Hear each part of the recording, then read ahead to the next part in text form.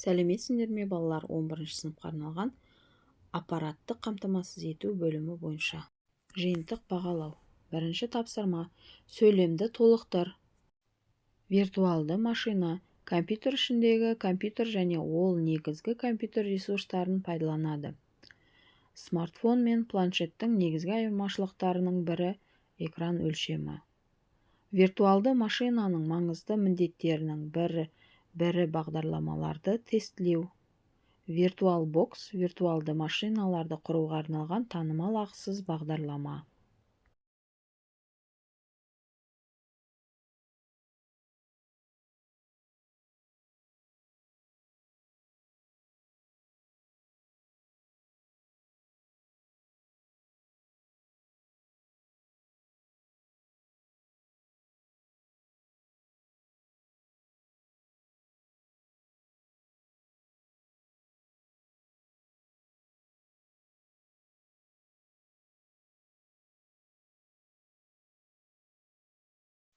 Екінші тапсырма: виртуалды машинаның бір артықшылығы мен бір кемшілігін жаз.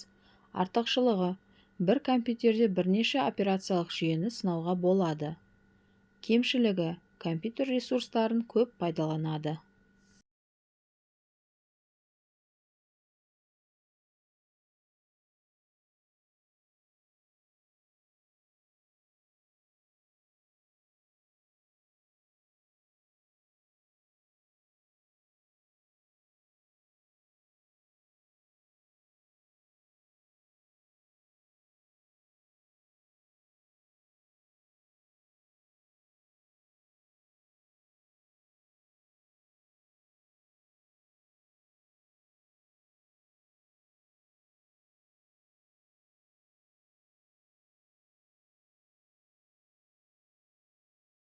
Үшінші тапсырма: сәйкестікті орнат.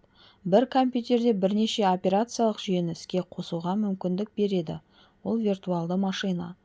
Үлкен экранмен және оқу бейне көру үшін ыңғайлы құрылғы планшет. Қалтаға салып жүруге қолайлы мобильді құрылғы ол смартфон екен.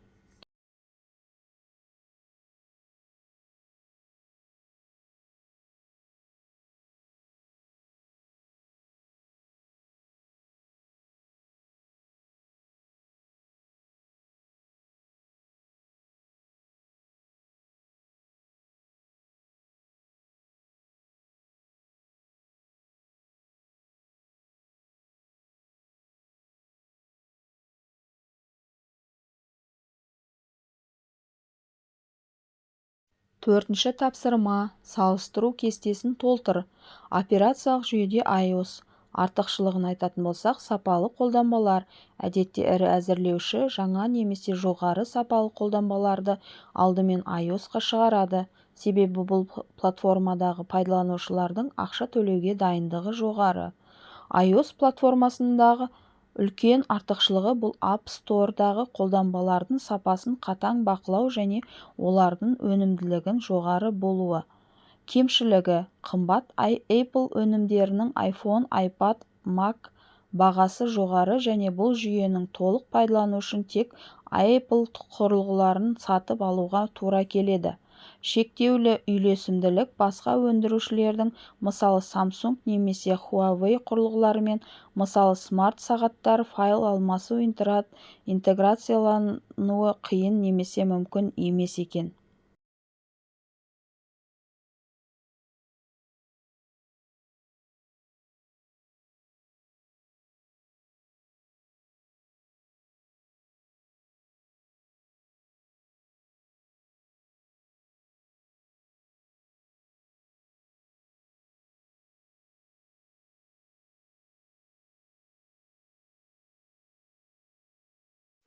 Android. Androidтың артықшылығы: Androidке қатысты айтарлықтай артықшылық файлды басқару. Android файлдық жүйеге еркін қол жеткізу мүмкіндік береді. Бұл оны флешка немесе компьютер сияқты пайдалануға ыңғайлы етеді. Файлды еркін басқару Android пайдаланушыларға құрылғының файлдық жүйесіне толық қол жеткізуге мүмкіндік береді. Сондықтан Android құрылғысын компьютерге қосқанда оны жай ғана USB флешка сияқты пайдалануға болады. Файлдардың фотосуреттерді және музыканы оңай сүйреп апарып тастауға болады екен. Ал кемшілігін айтатын болсақ, вирус қаупі жоғары, ашық болуы және қолданбаларды кез келген жерден Google Play Market'тен және орнату мүмкіндігі APK файлдар арқылы зиянды бағдарламалардың вирустардың ену қаупін арттырады.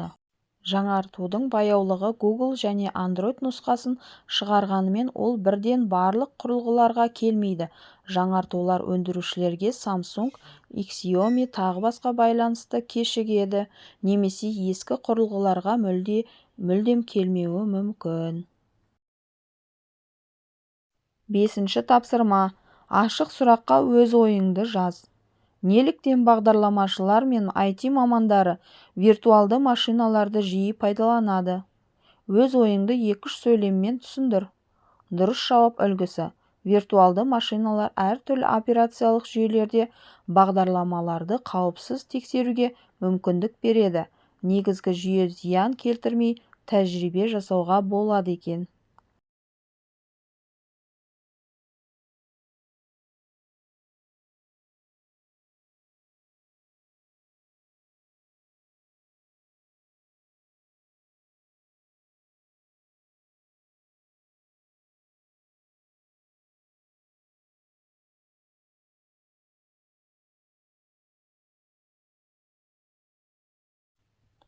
Балалар, осымен бөлім бойынша жиынтық бағалауымыз аяқталды.